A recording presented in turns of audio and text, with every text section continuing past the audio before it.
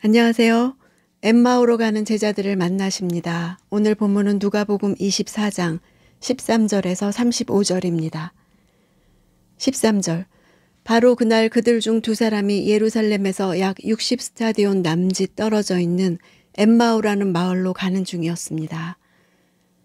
그들은 아마도 예루살렘에서 꾸었던 그들의 이상주의적인 꿈을 버리고 평범한 삶으로 돌아가겠다는 결심을 한 채 조용히 엠마오에 있는 집으로 출발했을 것입니다. 지금은 엠마오의 정확한 위치를 알 수 없지만 누가는 거리를 기록하고 있습니다. 1스타디온이 대략 183 내지 197m라면 엠마오는 반경 11km 내지 11.5km 안에 있었을 것입니다. 16절. 그러나 그들은 눈이 가려져서 예수를 알아보지 못했습니다. 눈이 가려졌다는 말을 원문으로 보면 눈이 고정되어 움직이지 않는 상태를 의미합니다. 가려졌다는 단어는 억제되었다는 뜻입니다. 그러니까 알아보지 못하게 억제되었다는 뜻입니다. 예수님의 부활체에 이상이 있어서가 아니라 제자들의 영적 상태에 이상이 있다는 것을 의미합니다.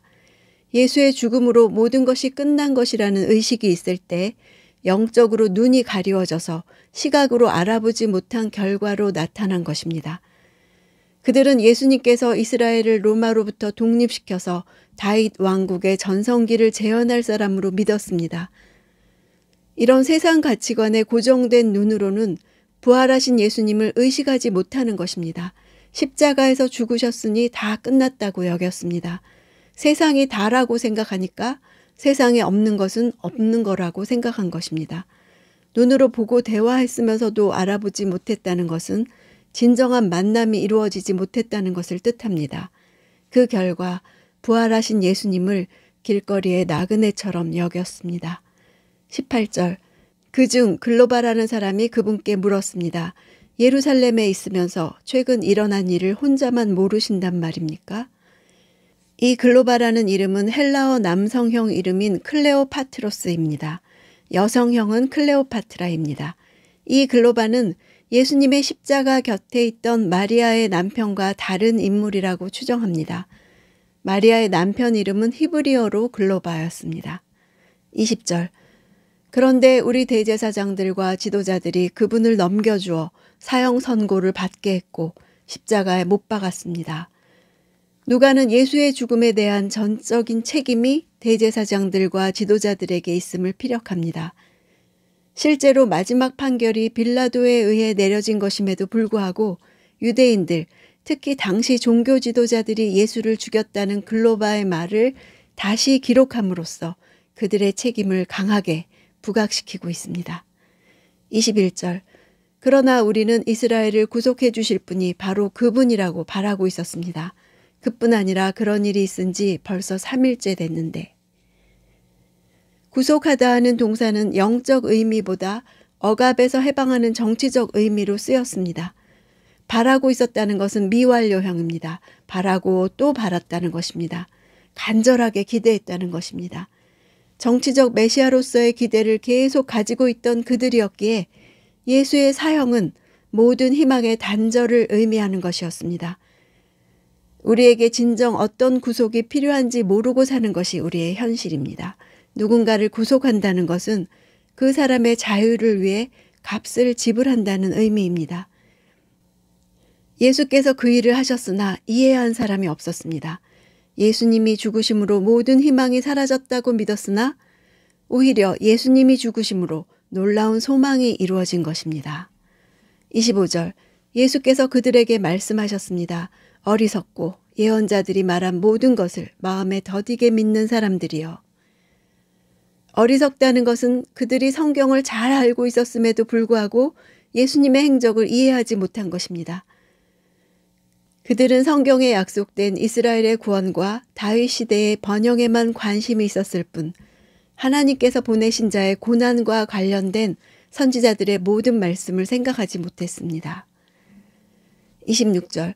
그리스도께서 마땅히 이런 고난을 겪고서 자기 영광에 들어가야 할 것이 아니냐? 고난을 겪고서 이 표현은 당시 유대인들이 생각하고 있었던 메시아관에 대해 완전히 새로운 해석을 가한 사실입니다. 27절. 고난당하는 메시아 사상은 유대교에서 받아들여지지 않았습니다. 그들은 고난에는 귀 기울이지 않고 세속적이고 현세적인 영광에만 참여하기 위해서 그리스도께서 오로지 영광 받으실 때만 기다리고 있었던 것입니다. 30절 예수께서 그들과 함께 상에 기대어 앉아 빵을 들고 감사 기도를 드린 후 떼어 그들에게 나눠주셨습니다.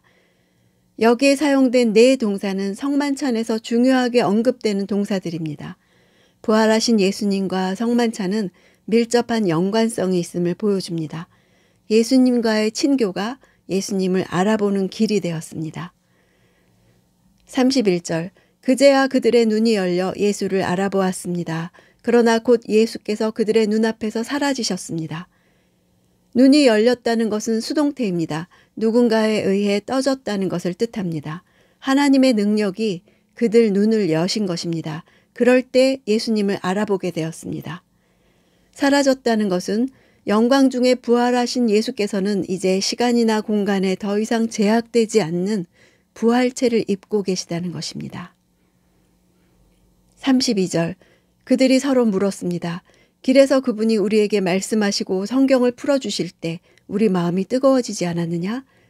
마음이 뜨거워졌다는 것은 신적 수동태입니다. 그 감동이 하나님에게서 온 것임을 보여줍니다. 그리스도에 관한 말씀을 풀어주실 때 마음이 뜨거워지고 비로소 부활하신 예수님을 알아보게 되었습니다. 이 일은 지금도 우리에게 일어날 수 있는 일입니다. 그리스도에 대한 말씀을 들을 때 성령께서 우리 마음에 변화를 일으켜 예수님을 알아보는 인격적인 만남이 일어나는 것입니다. 33절 그들이 즉시 일어나 예루살렘으로 돌아갔습니다. 가서 보니 거기에는 11 제자가 다른 사람들과 함께 모여 있었습니다. 아침까지 기다릴 수 없었던 그들은 예루살렘으로부터 약 3시간 정도 걸리는 거리를 그 밤에 즉시 떠나 되돌아간 것입니다. 그들은 제자들이 숨어있는 은신처가 어디인지 알고 있었습니다. 34절 이들이 말했습니다. 주께서 참으로 살아나셨고 시몬에게 나타나셨다. 살아나셨다, 나타나셨다 둘 다 수동태입니다. 하나님에 의해 다시 살아나셨고 시몬에게 찾아와 자신을 보이신 것입니다. 성도들이 모여서 주님에 대해 나누는 일은 생명을 나누는 일입니다. 두려워도 모이고 혼란스러워도 모일 때 내가 경험하지 못한 예수님을 경험한 이야기들을 들을 수 있습니다. 성도들의 교제에서 떠나는 길에 있다가도 다시 돌아와야 합니다. 모일 때 개개인의 경험이 확증이 됩니다. 이것이 교회의 역할이며 교회의 능력입니다. 파괴될 운명인 옛 건물이 아니라 모인 예수님의 공동체가 바로 교회입니다. 바로 우리가 하나님의 성전입니다. 우리 가운데서 하나님을 만나는 것입니다. 우리에게 생명을 가져오는 것은 말씀입니다. 말씀이란 말씀하시는 예수님입니다. 그분은 지금도 살아계셔서 우리에게 말씀하십니다. 성경에서 우리가 깨달아야 하는 것은 예수님에 관한 것입니다. 그럴 때 내 삶에 일어난 일도 이해할 수 있습니다. 예수님과 내 삶을 연결하지 못할 때 내 삶은 풀리지 않는 수수께끼 투성입니다. 슬픈 기색을 띠고 의문을 가진 채로 인생길을 갈 수밖에 없습니다. 우리의 필요에 대한 하나님의 대답은 자기 아들에 대한 말씀입니다. 주님, 우리도 눈이 가리워져 주님을 알아보지 못합니다. 어리석고 말씀을 더디게 믿는 사람들입니다. 큐티할 때마다 오셔서 말씀을 자세히 설명해 주소서. 성경을 풀어서 해석해 주실 때 마음이 뜨거워지게 하소서. 예수님 떠나시지 못하게 꼭 붙들 때 눈이 열려 주님을 알아보게 하소서. 떡을 떼어주듯 말씀을 먹여주소서. 구원의 말씀이 내게 새로운 길과 나눠지게 하소서. 죽은 것 같이 살아가는 자들에게 부활의 주님을 증거하며 살아가게 하소서.